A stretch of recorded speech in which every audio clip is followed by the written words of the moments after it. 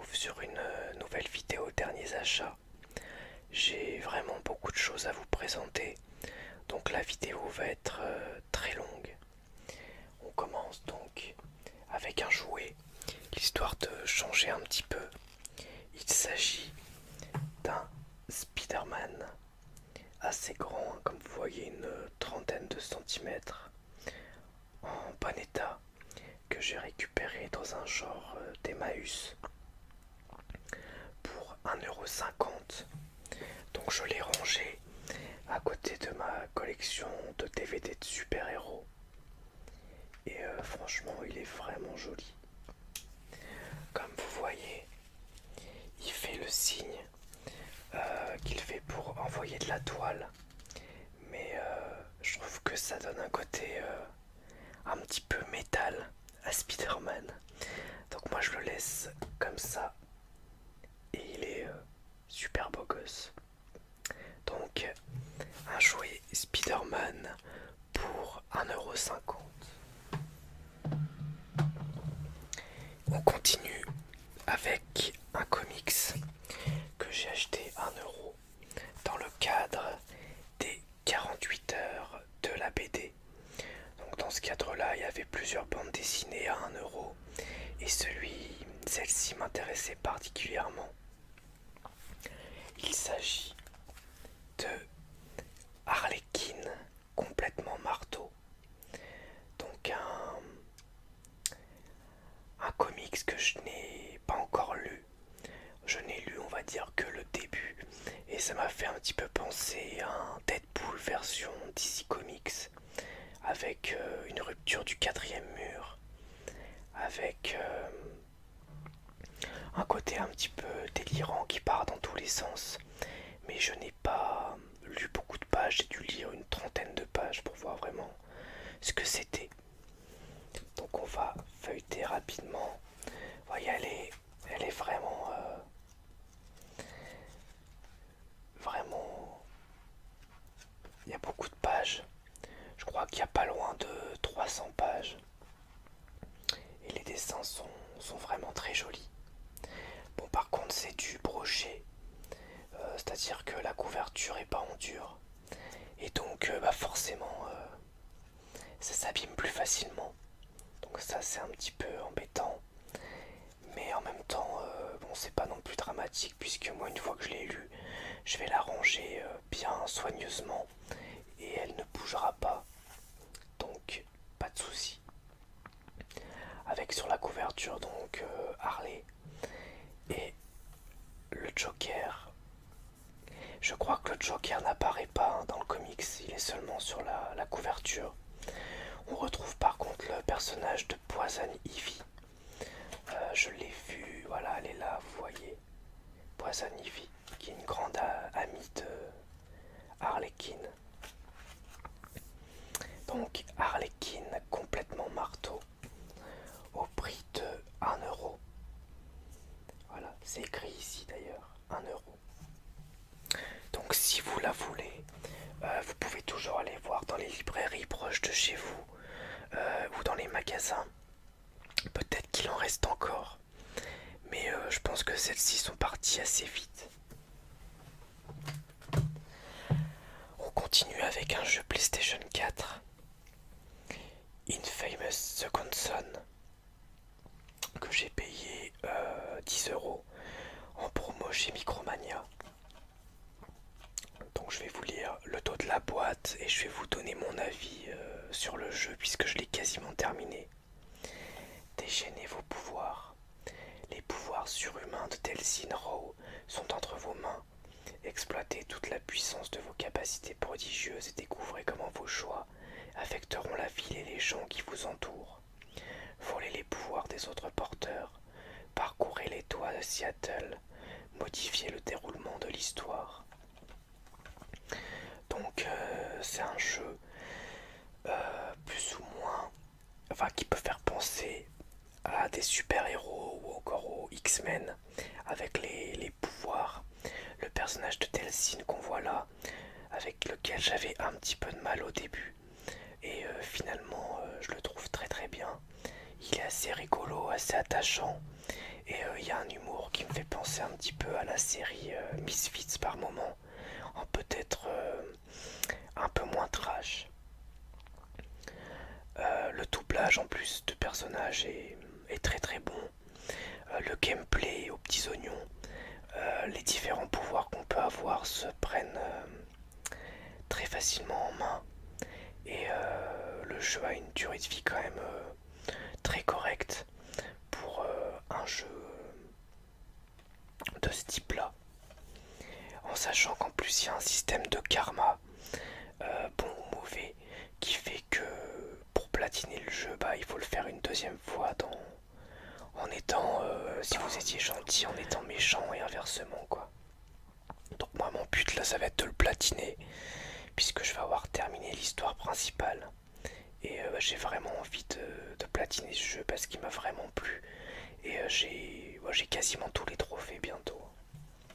Donc Infamous Second Son. Et oui, graphiquement aussi pour l'époque, bon là on voit pas trop mais il était vraiment joli.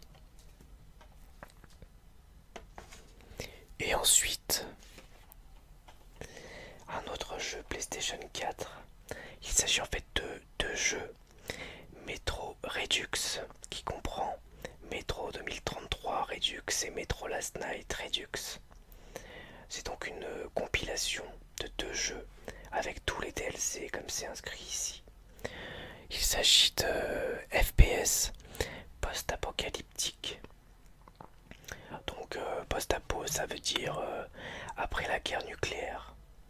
Je n'ai fait que le tout début du jeu, mais comme je voulais vraiment terminer Infamous et qu'en ce moment je suis en train de jouer à Zombie qui a été offert avec le PlayStation Plus, le PS Plus. J'attends de finir ces deux jeux pour attaquer Metro 2033 et Metro Last Night. Explorer les tunnels du métro sur les ruines post-apocalyptiques de Moscou et vivez l'expérience FPS ultime. Remasterisé avec une qualité haute définition, 2 campagnes solo, tous les contenus téléchargeables, 2 styles de jeu, survie et spartiate. Moi j'ai commencé en mode survie parce que j'ai lu sur internet que c'était plus immersif, proposant des défis uniques. Le légendaire mode Ranger pour une immersion totale.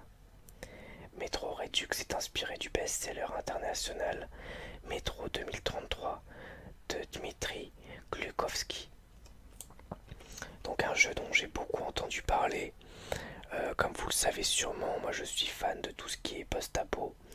Et ce qui m'a décidé, c'est que il y a un abonné qui m'avait vu sur Facebook de jouer à ce jeu parce qu'il allait me plaire. Du coup, quand j'ai vu la compile, je l'ai pris. Bon, elle m'a quand même coûté 25€. Pareil chez Micromania. Mais voilà, il n'y en avait qu'une et du coup, je l'ai pris. On continue. Donc maintenant avec des DVD. Donc là, c'est tout un lot de DVD que j'ai eu à 2€. Il y en a 5. Pas forcément des super films, mais des films que je voulais voir ou avoir. Donc on a Transformers, Jurassic Park 3, Transformers 2, La Revanche, Les Rois du Désert et Demolition Man. Donc on va commencer avec Transformers 1 et 2. Bon, je vais pas vous lire les deux, je vais vous lire que le dos de Transformers 1 avec Shia LaBeouf et Megan Fox et un film de Michael Bay, signé Michael Bay, produit par Steven Spielberg. Je pense que Spielberg il aurait mieux fait de se casser une jambe le jour où il a décidé de produire ce film, même s'il lui a rapporté beaucoup d'argent. Bon, il faut être clair, le film est mauvais. Plongez-vous avec exaltation dans une guerre sans merci qui oppose les Autobots aux cruels Decepticons. Son enjeu, la maîtrise de l'univers. Lorsque cette lutte s'étend sur notre terre, Sam Witwicky, Shia LaBeouf, un adolescent ordinaire, devient malgré lui l'espoir de l'humanité. Un blockbuster ultime qui, fort de ses effets spéciaux, dépasse tout ce qui a été fait en la matière dès les 7 jours. ce qu'on a vu de plus dingue cette année sur grand écran. Première. Et donc voilà, Transformers 1 et 2. Alors, je n'ai vu que le 1 et je vais vous donner mon avis. Vous l'avez compris, j'ai trouvé le film mauvais, mais je trouve qu'il commençait plutôt bien. Les scènes d'action du début étaient vraiment énormes. Les effets spéciaux sont très beaux, surtout à l'époque où est sorti le film. Shia LaBeouf m'avait plutôt convaincu au début aussi. Il y avait un humour un peu gras et cliché, mais qui fonctionnait. Les combats étaient bons. Et puis on va dire, passer les premiers 3 quarts d'heure du film, alors là on sombre encore plus dans le grand n'importe quoi. Et j'ai vraiment pas accroché. Il y a des incohérences, les combats sont filmés un peu à la truelle. On n'arrive pas trop à suivre ce qui se passe. Bon, j'ai eu vraiment du mal. Bon, je m'attendais à un film de ce type-là parce que c'est du Michael Bay. Mais je trouve que voilà, le début du film me laissait envisager un film divertissant. Mais au final, j'ai trouvé que ça avait traîné en longueur, que ça c'était vraiment pas drôle, que les scènes d'action étaient confuses, surtout les combats entre les robots. Et du coup, je me suis ennuyé quoi. Et du coup, ça m'a pas donné envie de voir le 2. Donc je sais pas encore si je vais les garder ou pas. Ensuite, on a Jurassic Park 3, que je n'ai pas encore vu. Je sais que c'est le moins bon de la trilogie, donc Jurassic Park 1, 2, 3. Mais bon, je pense que ça reste un film divertissant malgré ses défauts. Bon, ça reste un film avec des gros dinosaures, ça peut être rigolo. 8 ans après la débâcle d'Ingem, Alan Grant, le célèbre paléontologue, peine à trouver les fonds nécessaires pour financer ses recherches sur les dinosaures. Un riche aventurier, Paul Kirby, et sa femme Amanda se disent prêts à financer ses travaux après qu'il les aura accompagnés dans leur tournée aérienne au-dessus du nouveau site d'Ingen, Isla Soma. Grande flair, une entourloupe sitôt que l'avion amorce sa descente sur l'île, lorsqu'un accident survient avec une créature géante surgie de la forêt. Grant découvre que le but réel des Kirby est de tenter de retrouver leur fils de 14 ans, Eric, disparu quelques jours plus tôt dans cette jungle peuplée de dinosaures. Bon, Paris Match, ils ont un peu craqué, hein. Le meilleur épisode de la série. Bref, je l'ai pas vu, mais ça m'étonnerait franchement au vu des différentes critiques. Jurassic Park 3.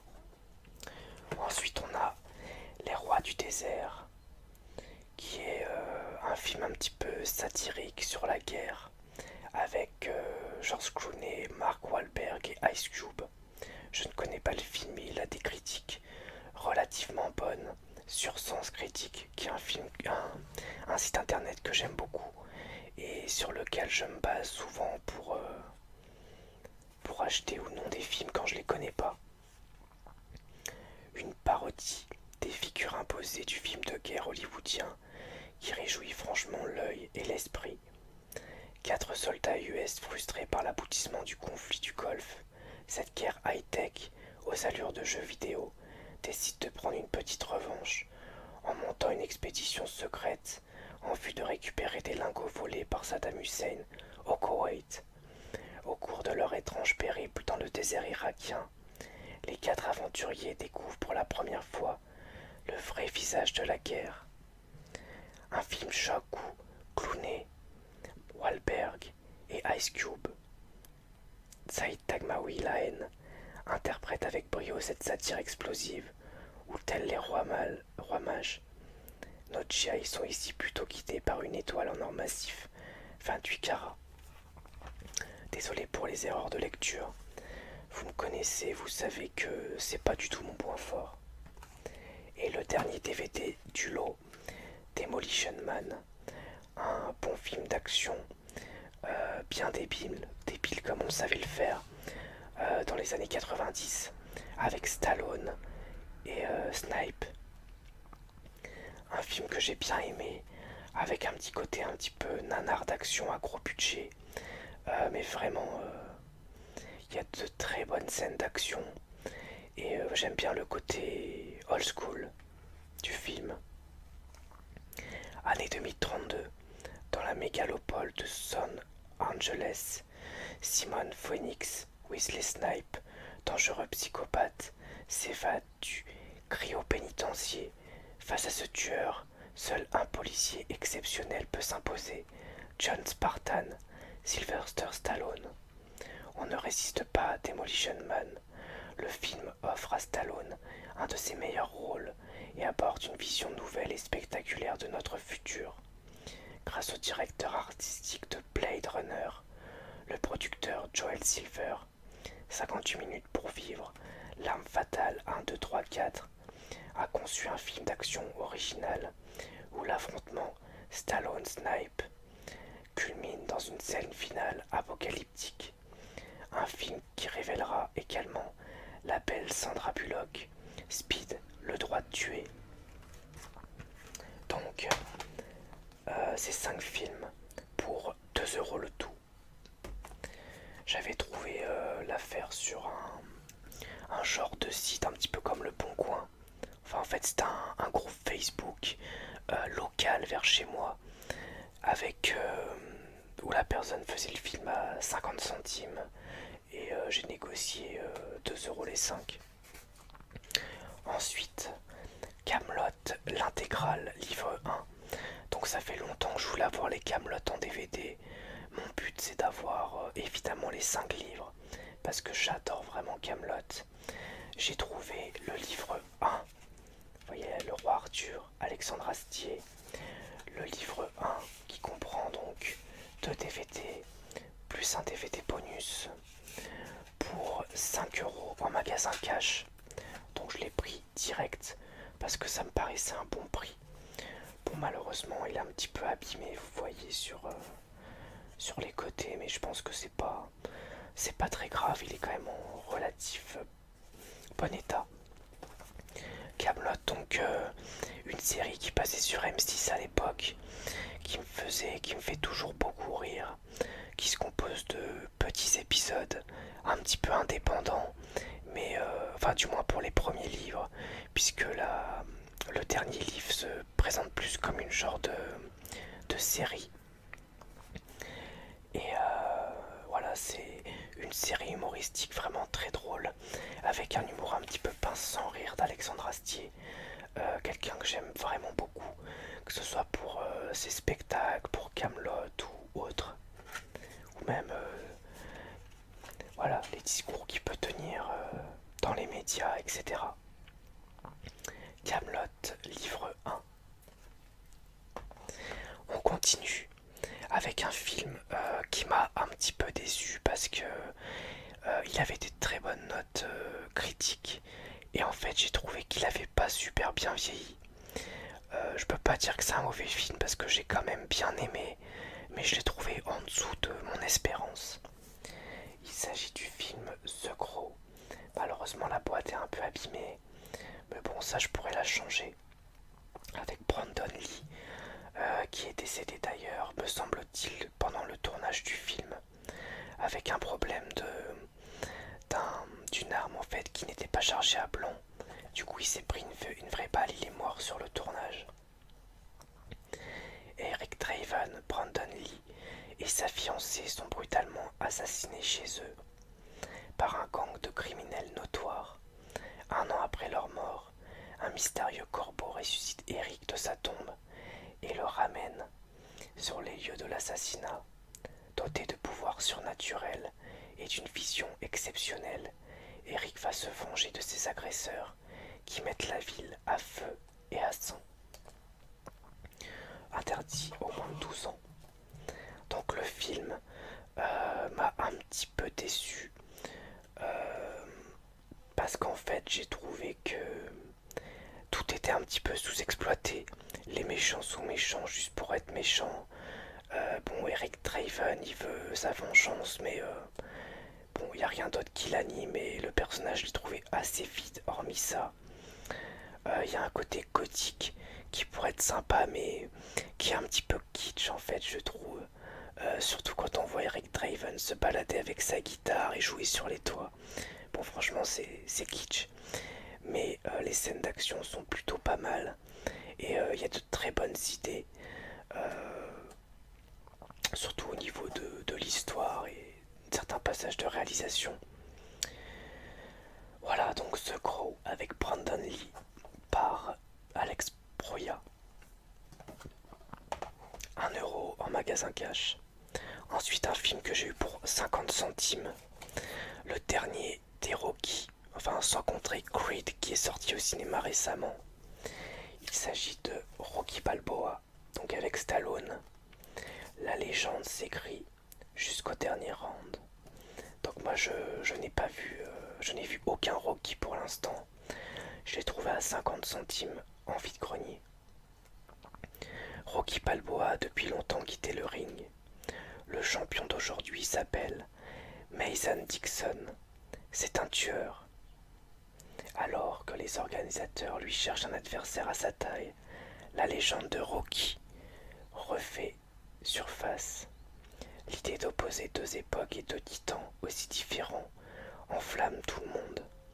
Pour Rocky, c'est l'occasion de ranimer les braises d'une passion qui ne l'a jamais quitté. L'esprit d'un champion ne meurt jamais. Voilà, je ne peux pas vous en dire plus. Prédestination, que j'ai trouvé à 1 €. C'était une ancienne offre de Carrefour. J'avais pris, si vous vous souvenez aussi, entre autres Elysium et The Amazing Spider-Man, le second.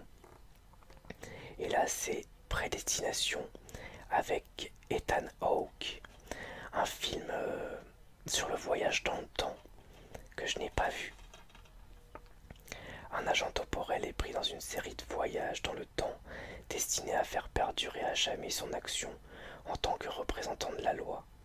Lors de son ultime mission, il doit recruter une plus jeune version de lui-même pour se remplacer, tout en pourchassant le seul criminel ayant percé son identité à travers le temps. Donc, le thriller de science-fiction le plus ambitieux depuis Looper. J'avais bien aimé Looper d'ailleurs. Donc je ne peux pas vous dire grand chose sur le film, si ce n'est qu'il avait des critiques relativement correctes. Et à 1,09 €, bah du coup je l'ai pris. Il y a un code à l'intérieur pour le télécharger. Donc je vais vous le donner. Par contre le code n'est valable qu'une seule fois. Pour télécharger donc le film en version numérique. Alors, le voici, les indications sont écrites sur le papier. Donc je vous laisserai lire. Et le code. Voilà. Et je le range. Parce que bon, il n'y a pas de raison.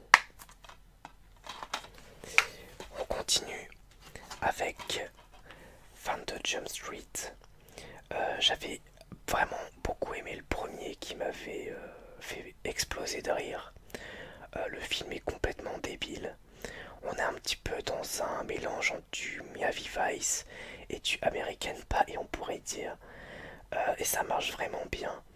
Le duo Jonah Hill et Channing Tatum fonctionne à la perfection. Et dans 22 Jump Street, bah, on est vraiment dans la continuité. Il n'y a pas de réel changement. Je dirais que le film m'a fait un petit peu moins rire parce que il y a des passages, c'est un peu du vu et revu, mais c'était quand même rigolo. Et pareil, je l'ai eu à 1 € à Carrefour.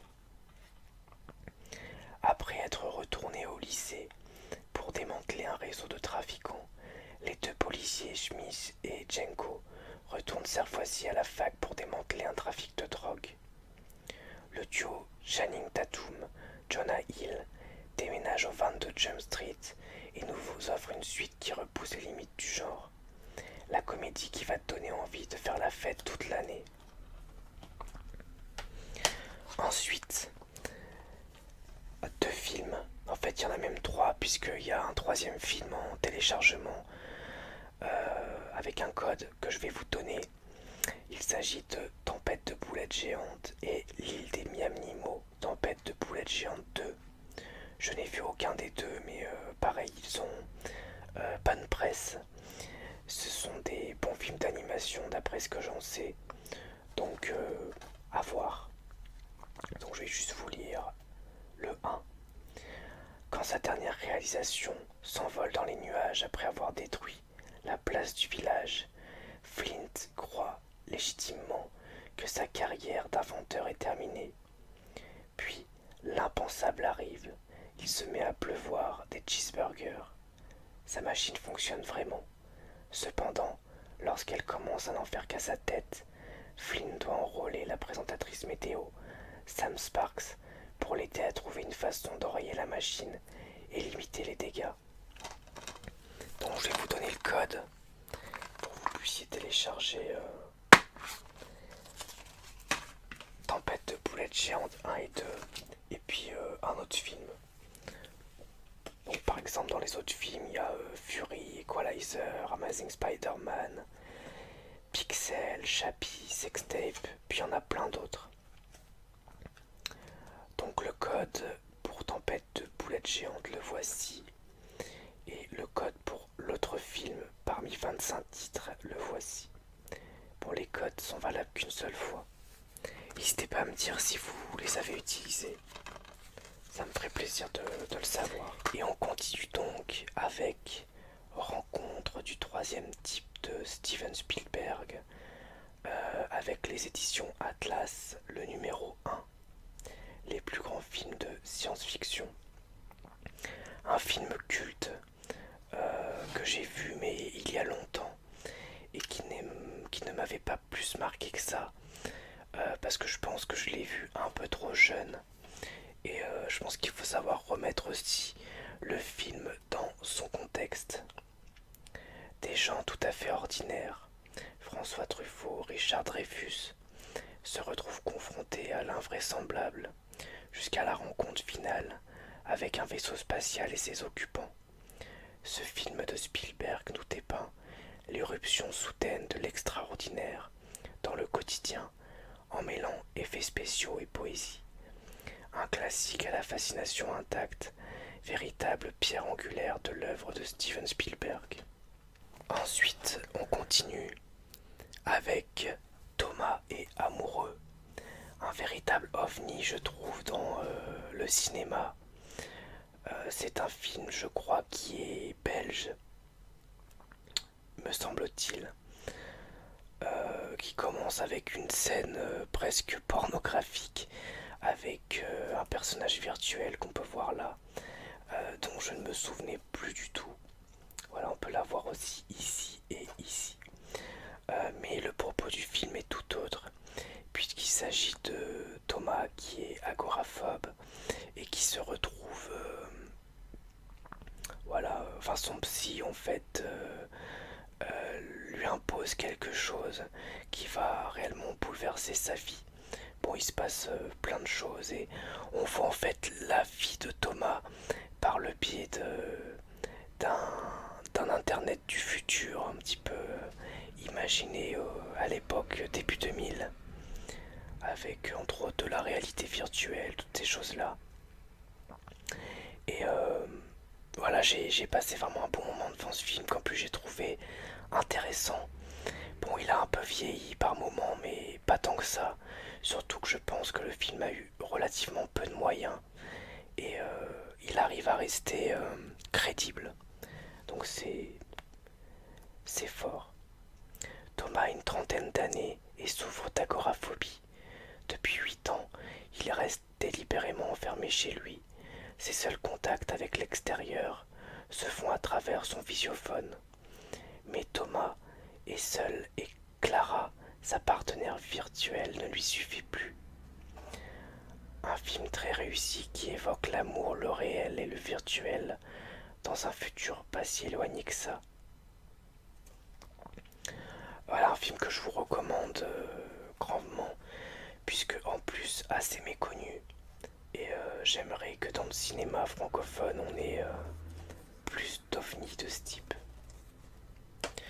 Ensuite, la boîte est ouverte d'ailleurs, je vais la fermer.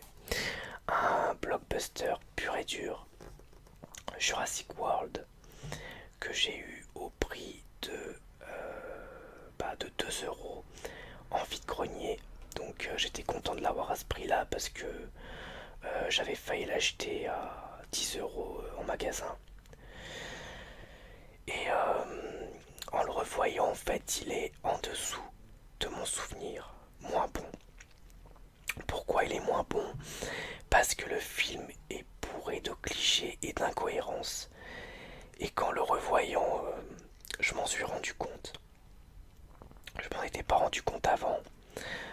Les personnages sont tous inintéressants, hormis le personnage joué par comment je sais plus son nom, qui joue aussi dans Les Gardiens de la Galaxie. Je crois que c'est Pratt, son nom, Chris Pratt, voilà. Qui est, je trouve, le seul personnage qui sort du lot. Je trouve vraiment que tous les autres personnages sont clichés, inintéressants au possible.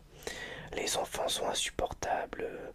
La personnage entre guillemets principal est aussi insupportable. Le directeur du parc est insupportable.